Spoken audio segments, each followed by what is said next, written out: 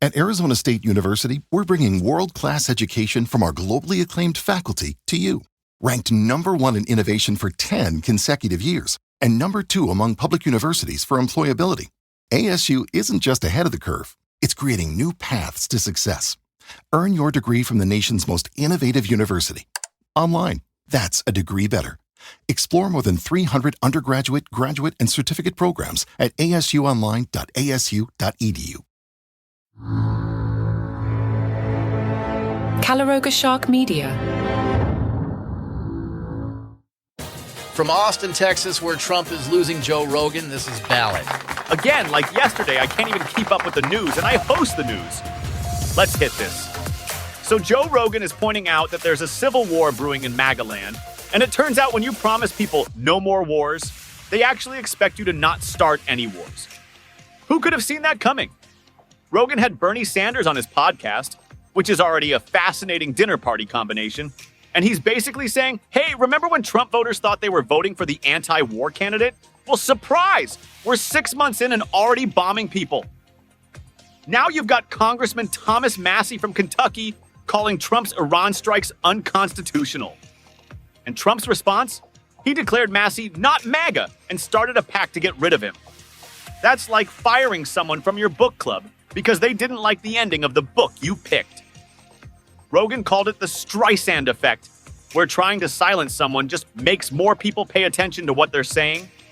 Trump's basically doing the political equivalent of yelling, "Don't look at that guy," which naturally makes everyone immediately look at that guy.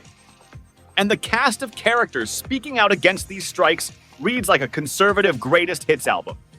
Steve Bannon, Tucker Carlson, Marjorie Taylor Greene, Alex Jones, Candace Owens. When Alex Jones is calling for restraint in foreign policy, you know something's gone sideways. Tucker Carlson had Ted Cruz on and grilled him about the population of Iran. Spoiler alert, Cruz didn't know. Nothing says we should definitely bomb this country, quite like not knowing how many people live there. That's like ordering a pizza without knowing if you're feeding 2 people or 20. Bannon's calling for an investigation into whether Fox News is cheerleading us into war on behalf of Israel. Steve Bannon questioning Fox News about war cheerleading is like Colonel Sanders questioning KFC about their chicken preparation methods. Meanwhile, Rogan's also upset about the deportation raids, saying if Trump had campaigned on, "We're going to tackle people at construction sites," nobody would have signed up for that. Which raises the question, what exactly did people think mass deportations was going to look like? A polite knock on the door and a formal written invitation to leave? The whole thing shows that campaign promises and governing reality are two very different things. Trump voters wanted an isolationist who would focus on America first.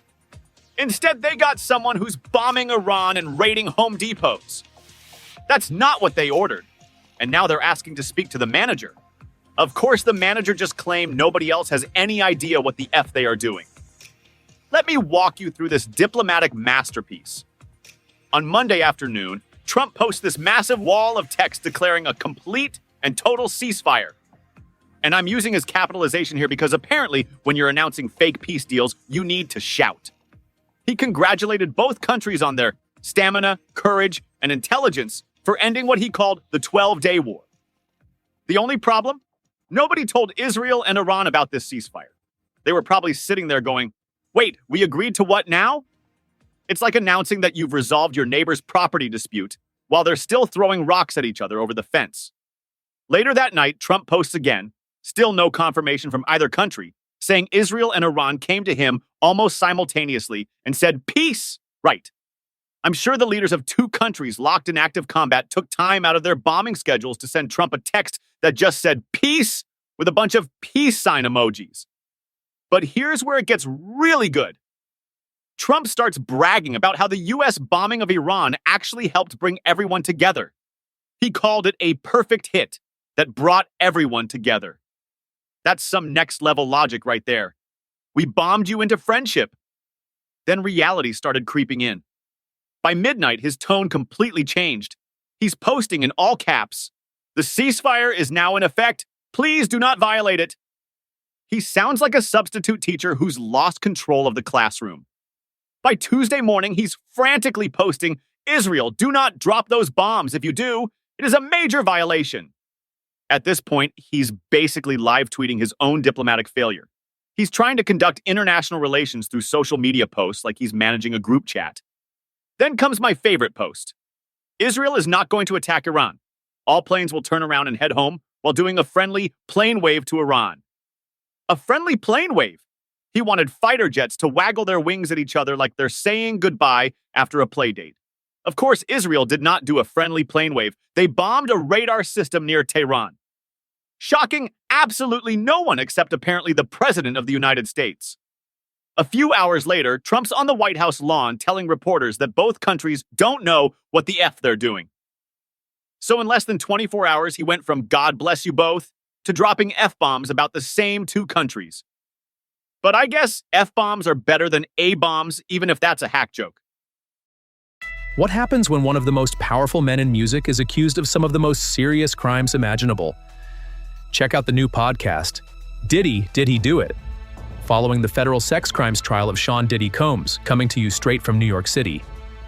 Every day I'll take you inside the courtroom where prosecutors say Combs ran a criminal enterprise of sex trafficking, coercion, and abuse, using his fame, fortune, and influence to silence victims and control lives. We'll cover the big stories and the small moments that can shift the verdict. The trial has begun. The questions are piling up, and every day we'll be asking the same thing. Did he do it? Follow now wherever you get your podcasts. So it turns out that when President Trump said our strikes completely and totally obliterated Iran's nuclear program, he may have been engaging in what we call creative interpretation of facts. The Defense Intelligence Agency put out an assessment saying the strikes only set Iran back by a few months, and that their uranium stockpiles and centrifuges are largely intact. Trump's response to this? He said the assessment was flat out wrong and was leaked by an anonymous, low-level loser. When you're the president and your own intelligence agencies disagree with you, maybe the problem isn't the intelligence agencies. But sure, let's blame the low-level losers who probably went to school for this stuff and have been analyzing bomb damage for decades. White House Press Secretary Caroline Leavitt said, "Everyone knows what happens when you drop 14 30,000-pound bombs perfectly on their targets. Total obliteration." Well, apparently not everyone knows that, because the people whose job it is to assess bomb damage are saying, not so much. Defense Secretary Pete Hegseth is doubling down, saying the bombing campaign obliterated Iran's ability to create nuclear weapons, and that the impact is buried under a mountain of rubble. Meanwhile, the actual intelligence assessment is basically saying, we hit some buildings above ground, but the important stuff is still down there. It's like claiming you destroyed someone's house when you just knocked over their mailbox and damaged their roof. Sure, there's some damage, but they can still live there and probably rebuild pretty quickly. The really telling detail here is that they used Tomahawk missiles on the Isfahan facility instead of bunker buster bombs because they knew the bombs wouldn't penetrate deep enough. That's like bringing a sledgehammer to crack a safe and then being surprised when the safe is still locked.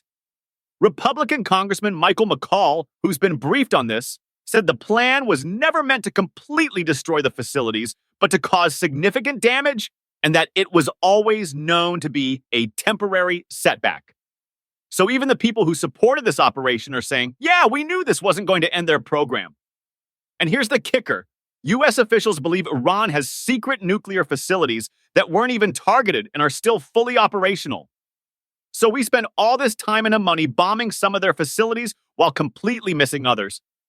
That's like robbing a bank, but only hitting the ATM in the lobby. The classified briefings to Congress about the operation? Canceled. Trump called off the House briefing with zero explanation.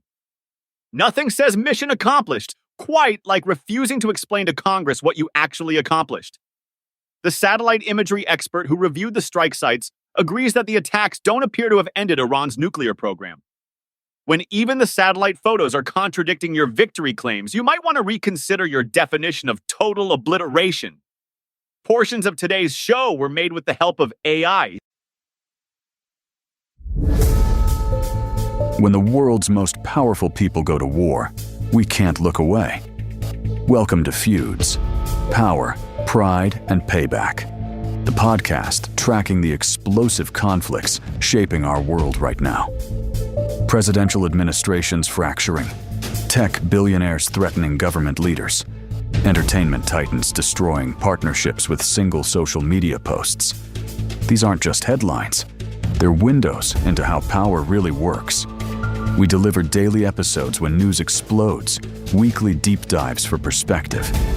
From Washington power struggles to Silicon Valley vendettas, we decode the psychology behind the drama and reveal why these feuds matter far beyond entertainment. Feuds, power, pride, and payback. Today's conflicts are tomorrow's history. Available wherever you get your podcasts.